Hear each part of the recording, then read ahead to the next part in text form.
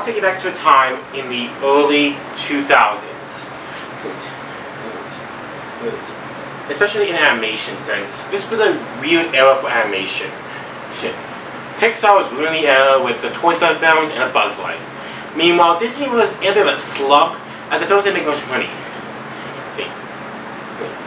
New studios were emerging like Bluesky Studios and things. But the biggest icon of the year 2000s didn't come from any of these studios. It came out of an outhouse. It was a green ogre that came out of an outhouse. And of course, I am referring to Shrek. Now, everybody knows the movie Shrek. Everyone has heard of the movie Shrek, yes. But what I mean is that, and I'm pretty sure everyone is aware that Shrek might be a bit different. It's a classic movie that everyone has seen at least once. But what I'm talking about is the history of Shrek. Because the history of Shrek is like an onion. It has many different layers to it. And today, those layers are going to get exposed as we look into this green ogre's story. Greetings everybody, I'm going to Thomas 45, Thomas 45, which is another home podcast. My name is Janeane, and this is the history of Shrek. Goodbye, Dinah. Goodbye. Things are gonna get crazy.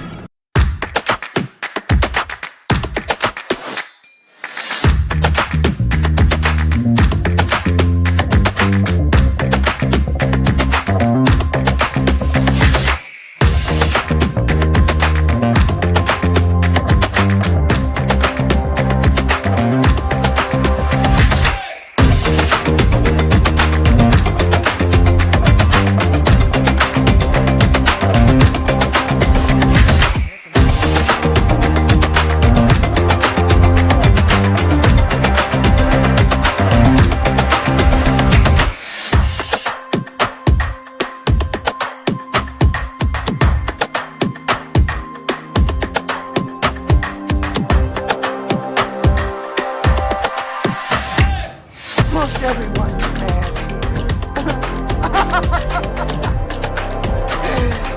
here.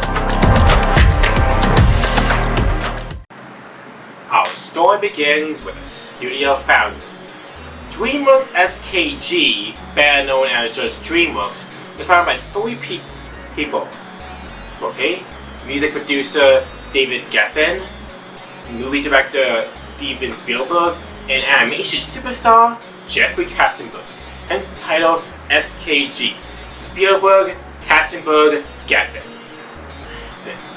Dreamworks studio itself was founded when it as sort of joint venture they could do. Dreamworks Pictures would be with all three. Okay, and basically it was as a vision label of Amblimation, aka Spielberg's company. Okay, they would each run different sectors of it. David Geffen would work on the music side of it, where he would make music for musicians like George Michael, Alien Anton, and several others at the same time. Steven Spielberg would help own the music department, making it much as it would help out on this for an area too. Katzenberg was actually said to manage the animation department. Katzenberg had worked at Disney in the animation department for years as the main head of it. He was basically the main head. However, he ran a studio with some controversy. After Katzenberg tried to promote him as a head after one of his heads of the 3D studios, Frank Wells, died in a helicopter crash. Due to this behavior and his outright jerkish behavior afterwards, he finally resigned and left the studio after the Lion King's release afterwards, realizing that he would never get the job that he really wanted, which would be the head and most position. In the end, he would move with these two. He would form the studio. While using Dreamworks Pictures, they had two features already lined up and announced. One would be an animated feature about the Book of Exodus, titled The Prince of Egypt. The other would be an animated film all about ants called, Ants. However, they also picked up the rights for another series afterwards, called Shrek. Now let's get over. Now this is definitely a very old story. Let's get to it anyways. Shrek was produced by a guy named William Steig. Steig was probably 82 by the time this book came out. He had turned 83 by the time this book was released, so that's basically why I'm saying Steig made the character as this. Shrek is a grease-skilled and seemingly instructive monster who is repulsive, antisocial, and rude. The parents had to kick him out to do his own damage. He actually has a witch who was saying for his rare headlights. Yeah, this book is really weird. He says that he'll find make into a donkey to a bound knight to make a princess who is even uglier than him. As of the way, he basically finds everything. He even knocks out a dragon because he can breathe fire out of his mouth. He finds a donkey whom, and by the way, this is actually not how it's how it started. He calls the donkey a jackass. Okay, I am aware that the phrase jackass means donkey, but to me, when I read this book when I was very young in my school, or in my school library, I was like very young, and this was my first ever exposure to a curse word. So that's why I'm hilarious. Because I probably never said it because I probably would get grounded for that kind of behavior. But I'm pretty sure that's something I would not see nowadays in a children's book. But anyways, Shrek means the night. Shrek basically blows up the fire and sends him into the boat. He finds a princess in there. The princess is ugly. Which is explained by the shared ugliness. They marry and they live horribly ever after, scaring the socks off of all who fell afoul of them. The book was Steig's biggest hit.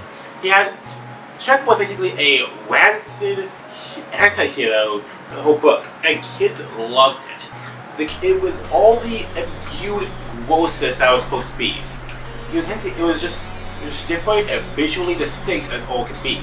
It didn't really look like a character. He looked like an imbued freak instead of it.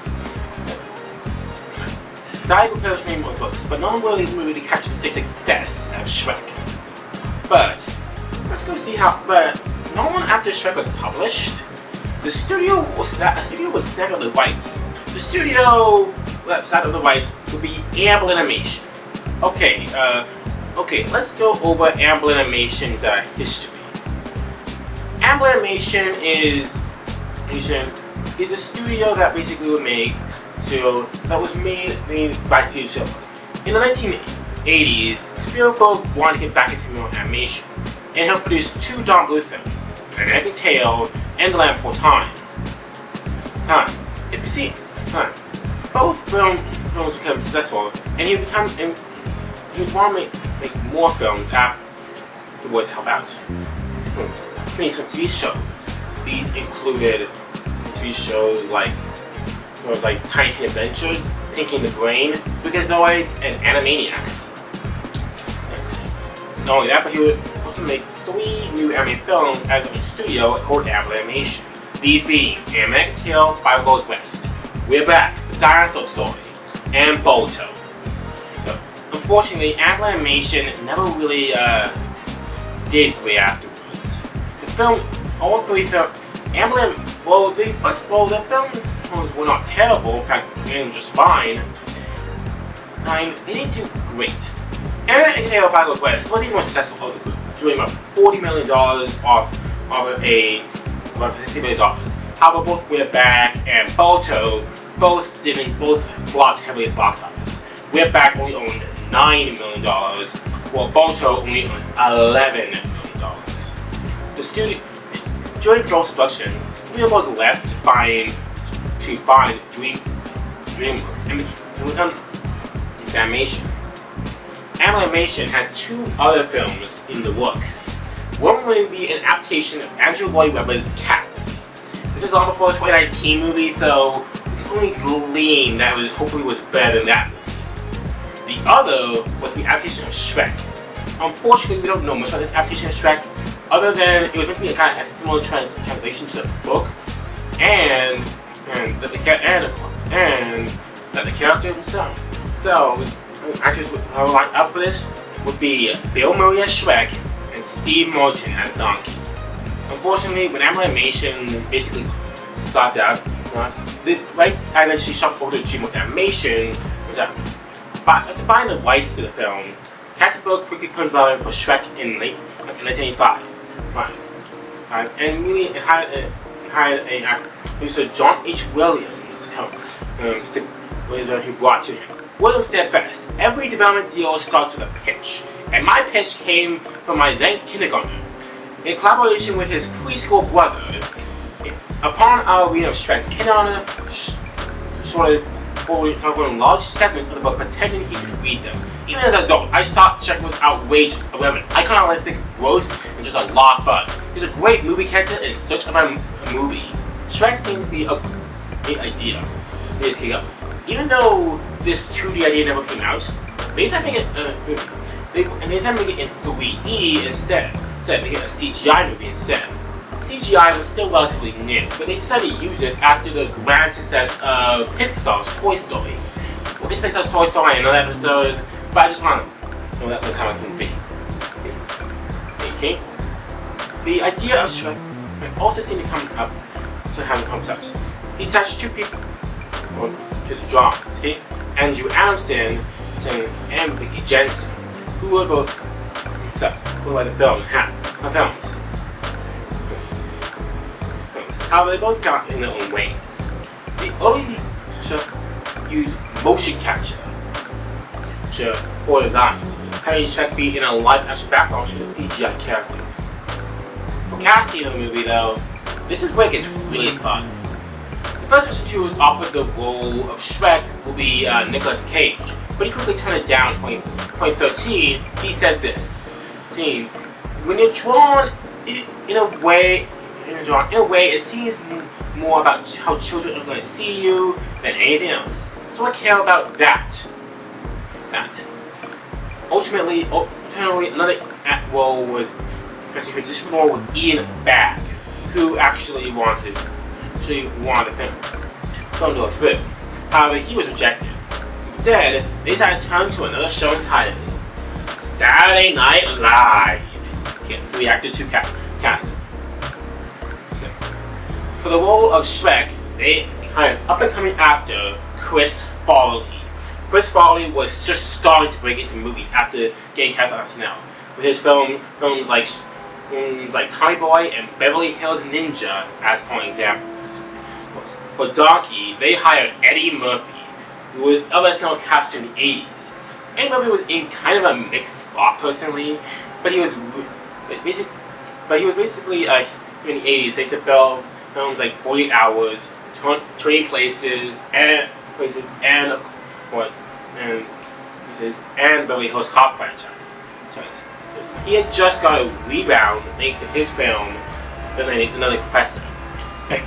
And Princess Fiona, they hired Janeane Garafalo, another young, just off of SNL, to play the roles.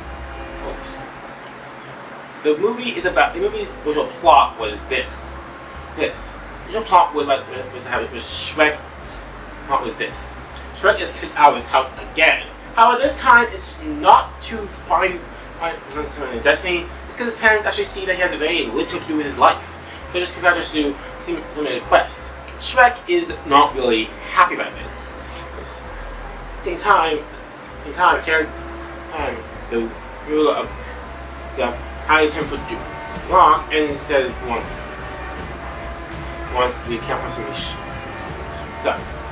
The crew wanted to resign the movie to have Shrek be more of a kind person, Shrek being an ogre, instead of being this asocial creature who loves how repulsive he is. Even his initial design was modeled after Farley, who was described as this larger-than-life character. Farley imbued a lot of his own self into Shrek's original roles. characters were also played well. This is the older design phase of Shrek that you're seeing on screen right now. You can see that because of the old CGI time, it does look rather ugly. But I'm gonna not blame the audiences in this looking ugly because this is back in 1997 and 1996. As such, CGI was not readily available still. It still took slow as all hell to produce. And it still made your creations look stupidly ugly. There's no reason why I don't see this kind of CGI nowadays. It's ugly, it looks stupid, and it has this freaky, uncanny valley kind of idea to it. Dude, before we know all this happened, they even did an animation test called the I Feel Good animation test. It was produced in 1985 to celebrate Bestos. The show is shown I Feel Good by James Brown. Now, it didn't go well. Captain Blood basically said it looked terrible. It didn't work, it wasn't funny, and we didn't like it. They continued trying to refine it, but it didn't help out. Shrek also had conflicting personalities. Farley wanted to play Shrek with an earnestness, but didn't really abuse his characters. Chris Farley's characters in the movies were these big, larger-than-life, silly goofballs. Now, personally, I haven't seen Tommy Boy or or Beverly Hills Ninja as one examples of his work. So, really like Black Sheep, Tommy Boy, or Beverly Hills Ninja as one examples. So, really, I don't know where his actual personality in those films. However, if you want Chuck to be more grounded, more dramatic, he looked into himself a lot of the role. According to Farley, for one scene when Chuck was eating something, he actually asked to grab a bowl of M&M's. By the time he was done, when the scene was being recorded, he went through 3 bags of it just to have fun. It seemed that Chuck was okay. They even want to make jokes. They want to add sexual jokes, Guns N' Roses music jokes too. Those were revealed to be too irreverent and any kind of. But what the was okay? They didn't seem to go well for Shrek. It had a great different shots. It was coming along smoothly, and it was even in the budget of dollars after the Dreamworks even helped out bring a computer imaging studio called Theater Images into to help help get Shrek remade, which they would buy in 2000. By this time, Dreamworks had already gotten their film ready to go. And Prince Egypt was both ready to go to film. Things didn't go well. That was until December of 1997, when production had reached a massive snag. On December 18th, 1997, the lead voice of Shrek himself, Chris Farley, passed away at the age of 33. Farley himself was a heavy drinker and party boy. It was later revealed that he died of an overdose of cocaine and morphine, known as speedball. Initially, and this basically caused up the whole thing. Farley had put a lot of his effort into Shrek. He even made it look like it was supposed to be that way.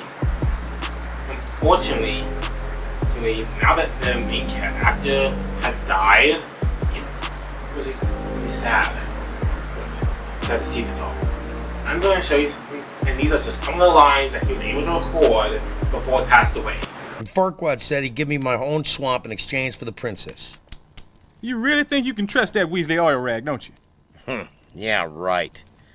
But now I'm gonna have what he wants. Boy, has he underestimated you. Yeah, he can join the club. People see me and they go, "Ah! Help! A big, stupid, stinky, smelly, ugly ogre! I'm so scared!" And they judge me before they even know me.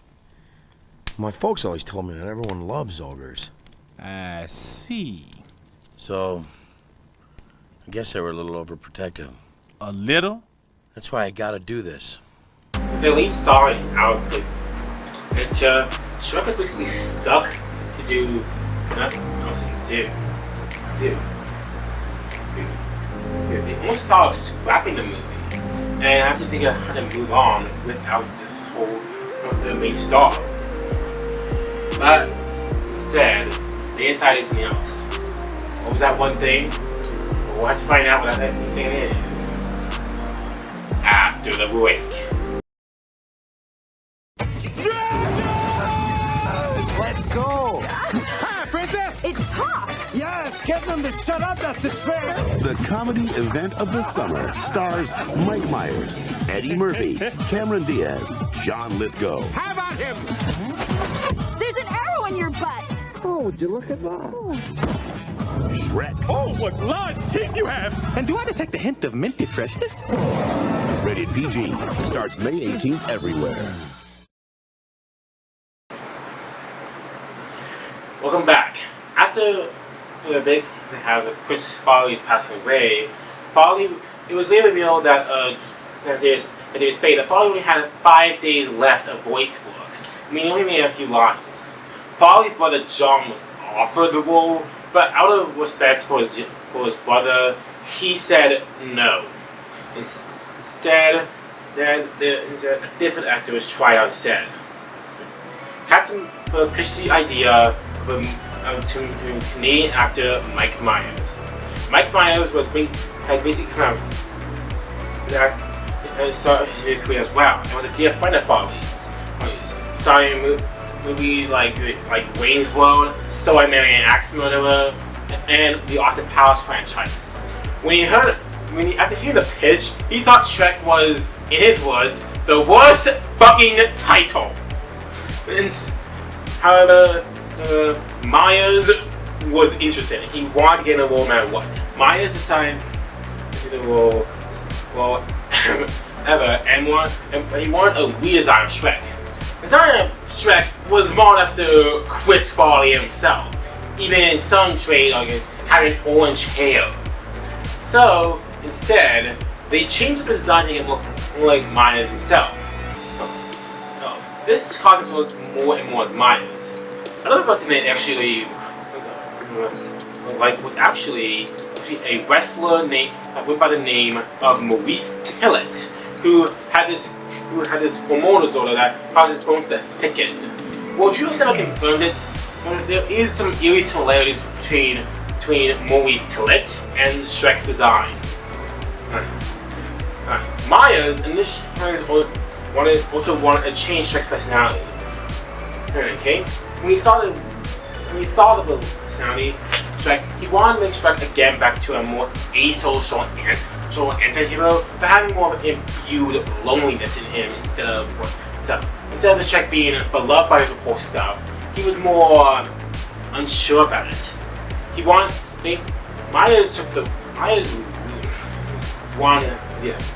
asked for the role to be made all this stuff to work in. He asked for stuff. Myers also wanted a re-ask. Myers later on did find out the movie else. To fix the budget issues, they changed the movie up to be a fully CGI animated film instead of a hybrid CGI film. Not only to save on the budget, but to also because their film ends was slowly coming to fruition. So they had to figure. So they were already aware of how to see CGI better. Shrek would be the second CGI film after Ants after all. Cast, okay. Myers did all of his lines and crew loved it. However, Myers didn't really love all of his lines. He asked for one and didn't really like using his native Canadian accent for the role. Here are some of the lines that he actually used in the film. This is my swamp. Our swamp. Let go, donkey. You let go. Stubborn jackass. Smelly ogre. Fine. Hey, I'm no one's messenger boy, okay? I'm a delivery. Myers asked for something else. Let me do a Scottish accent. Nobody, he asked for just a few $1 million just to do a Scottish accent, which was not only was a Scottish accent, but but he also thought it would be more working class and more experienced accent for him. He already tried a Scottish accent in the film Sword Mary Axe Murderer, so he tried it out. And as such, it led to Shrek's iconic voice. Back off! No, you back off! This is my swamp! Our swamp! Let go, donkey! You let go! Stubborn jackass! Smelly ogre! Fine! Nice, okay? A year after he started pushing this, by the way, he would also star in the movie Austin Powers, The Spy Who Shagged Me, as another character who also he used Scotch accent for Bat Bastard. Come here, I'm gonna eat you! I'm bigger than you, I'm higher in the food chain! Get in my belly! Come on! After hearing the voice of Shrek though, another change happened in the film. Garafalo was later dropped from the film afterwards. It's not explained for reasons. However, Garafalo later said this: "I was never told why I was fired. I assume it was because I sound like a man sometimes. I don't know. Nobody told me. But you know, the movie didn't do anything. So who cares?" Hence, later on, I wonder if she still has that kind of mindset today. Instead, Garafalo was replaced with Cameron Diaz to play Princess Fiona, leaving Eddie Murphy as one of the three to stay on for the whole feature. They even kind of redesigned all the characters. Fiona had to be an ugly Shrek. Now that Shrek was meant to have a bit more of a grounded appearance and was meant to be as repulsive and more friendly looking, the ugly personality of Fiona didn't really match with Maya's more honest and earnest. So instead, they redesigned her to have a more appearance, having her look ugly on one side, but also having her look more relaxed on the other. Fiona also had a different so when the curse. Now it was a curse that made her ugly, making her look like an ogre at night and making her look like a evil princess. By night one way, by day another. This shall be the norm, until you find true love's first kiss, and then take love's true form. They also changed up, they also add things. I haven't mentioned the main villain, Lord Farquaad yet, have I? It was always running up for the role of John Lithgow to get the role of Lord Farquaad. And by the way, yes, I'm aware the name is a portmanteau of the phrase fuckwad. Just want to put that out there. Anyways, Lord of Farquaad villain, okay? And Katzenberg even slyly made his design look a lot like Michael Eisner, Disney's head at the time. And of course, he basically made him look with this new design, it basically decided to make a giant roast in a mouse house, basically. Not only the design, but also using many fairytale characters and distorting them in the same ways. Many of these characters Disney had imbued in his films, and became the primary versions. Well, Shrek obviously was using characters from the public domain, obviously, because all these stories were in the public domain. By the time this movie came out, it was very unique to have all these characters just randomly appear in the film. Not only that, but also elements that lampooned it, too. The story is about a place that is going on a hunt for a beautiful princess, similar to how many other Disney movies have said. It starts with the opening of the film. The main villain wants to princess for selfish intentions and more. The difference is how it's delivered.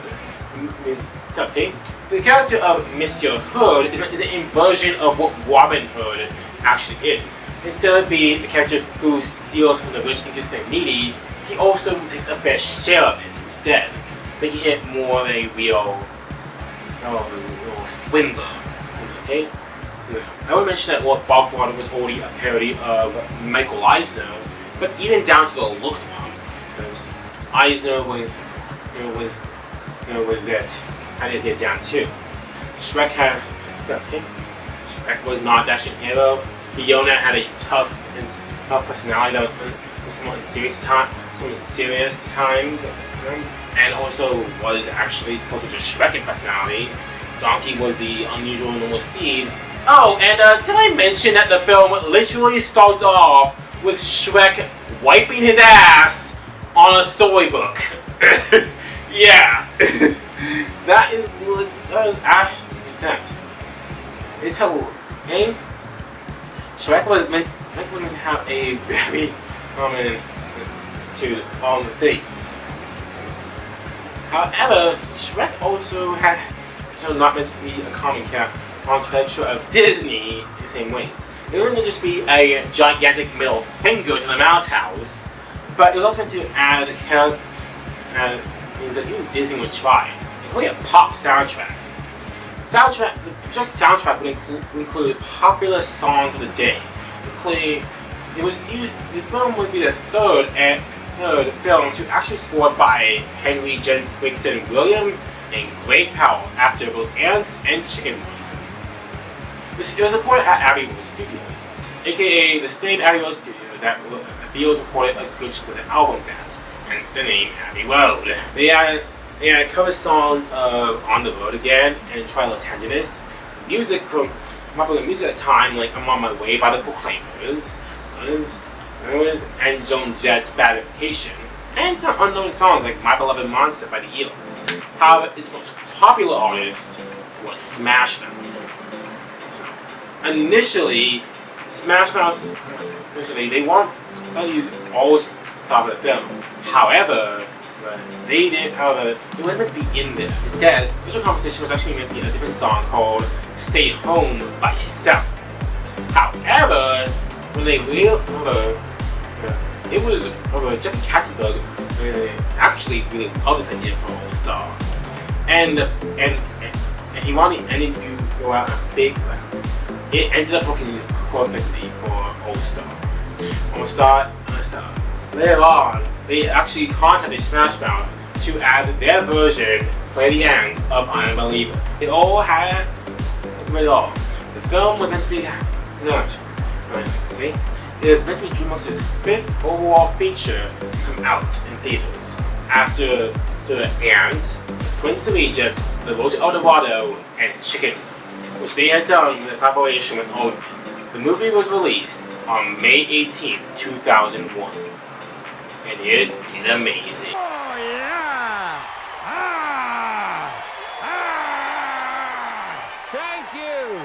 Thank you very much. I'm here till Thursday. Try the veal. Shrek became the 4th highest-grossing film of 2001, behind only 3 other films: Harry Potter and the Philosopher's Stone, The Lord of the Rings, The Fellowship of the Ring, and Pixar's Monsters, Inc., making it the highest-grossing non-action and the second highest-grossing animated film of 2001. But Shrek also became a huge hit with the critics. Shrek gained 88% on Rotten Tomatoes, with the critics consensus saying this: while simultaneously embracing and subverting fairy tales, the irreverent Shrek manages also to tweak Disney's nose, provide a moral message to children, and offering a fast-paced ride. Watching people also praised the film and wrote this: jolly and wicked, filled with sly and jokes, and yet somehow possess a heart. They also say these Susan Wojcicka praised Eddie Murphy's performance by saying this: gives a comedic performance of his career, aided by a sensational digital artistry as he waits for the slightly neurotic motor mouth. And Wojcicka says to this: no one has ever made a funnier jackass of himself than Murphy, becoming a huge draw for audiences. But that wouldn't be the biggest draw for Shrek. At the Oscars in late 2021, when Shrek laid out his category Best Animated Feature, the first ever time that an animated feature would have it. And it was really against 3 films: Pixar's Monsters, Inc., Nickelodeon's Jimmy Neutron Boy Genius, and Shrek. And of the 3 films, Shrek made movie history, becoming the first ever film to win Best Animated Feature at the Oscars. Shrek became the best phenomenon, became the biggest film of the summer that year. Yeah. In 2020, it was preserved in the National Film Registry in 2020. The reason for Shrek's avid popularity is probably twofold. One was obviously its marketing. Shrek was marketed pretty heavily that year. In fact, its budget was actually relatively low, only $60 million, making it over almost $500 million. Was now causing movie to gangbusters, and of course it was a big hit. And after the failure of the Road to El Dorado, it proved that they could actually get the backing of the films after. Not only that, but Shrek also was a CGI film. At this point, there only been a few CGI films. There have been 2 Toy Story films, 2 films about ants and Bugs Life, and a computer animated film called Dinosaur made by Disney. There weren't really that many other animated films that had CGI in them. Keep in mind, they're talking about before Monsters Inc., Ice Age, Jimmy Neutron Ball Genius, and more. So of course, it was very much unique. Now, and 2, this was a new animated film that people were loving, and that was not from Disney. During the 2000s, Disney was in a slump. Instead, and the films weren't doing as great. Yes, Lilo and Stitch did a good job, but also, so the films like Atlantis Lost Empire, The Emperor's New Groove, Fantasia 2000, and of course Treasure Planet, all didn't do great at the box office. So when Shrek came out, not only did it do well, but it proved to be a 90-minute middle finger to the Mouse House. It's like if Jeff Katzenberg said this: "You don't make me go with this is Michael. I'll be doing my own kingdom, and I rule the world with a talking jackass and a green fat bastard." With the whole idea of Shrek, it became the common, and it became obvious that the franchise became huge. Shrek's merchandising huge. A sequel was a mere commissioned mission.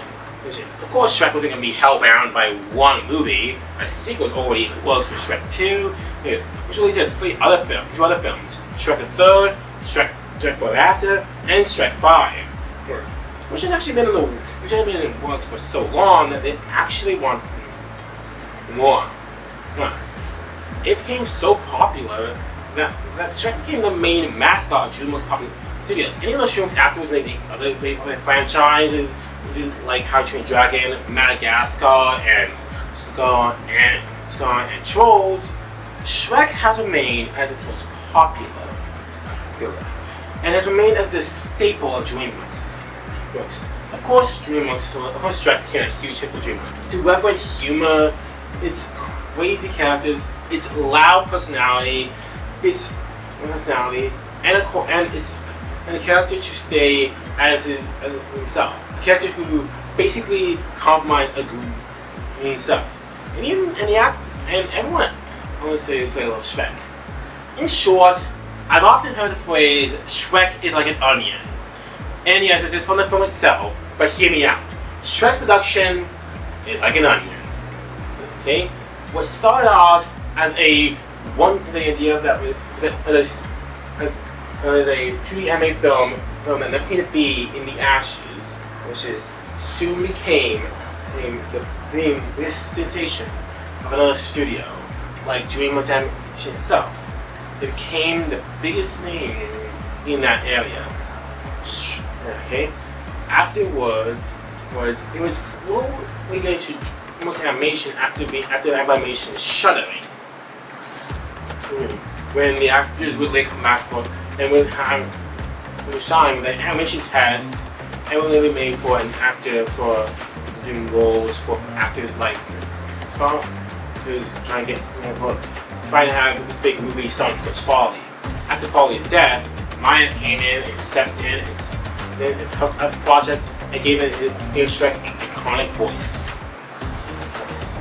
And now Shrek is seen as an icon of the era, an icon of 2000s, a character who we all love, and a character that still to this day has a great root to him. And as the years go on, and as 25 years after Shrek, and as another Shrek movie is in the works in 2027, it really reveals how this movie is. And next time someone claims that this design, look at the bright side. We could have gone this design. I don't care who you are, this design is a lot better than whatever the hell we got in the 1990s after all. Imagine if we were stuck with that design. Right, okay? So next time, and another third. But as always, after assessing how popular and won the Oscar for Best Animated Film in 2001, the inaugural year, they Shrek this way along with the sequel as the classic. And honestly, it might as well should. Okay? Watching this episode of the podcast. If you want to sound the anime environment. If you want to watch this podcast on the next, you can turn to YouTube, Spotify, Amazon, Apple, wherever you listen to podcasts. Please come follow me on Patreon, where not only get both of this podcast be uploaded to you for $15 a month, but also you can sign up to get this post my videos prepared early to anyone else. And also, so if you want updates when this podcast will come out, please follow me on Bluesky. All that being said, take care, and I will see you all later.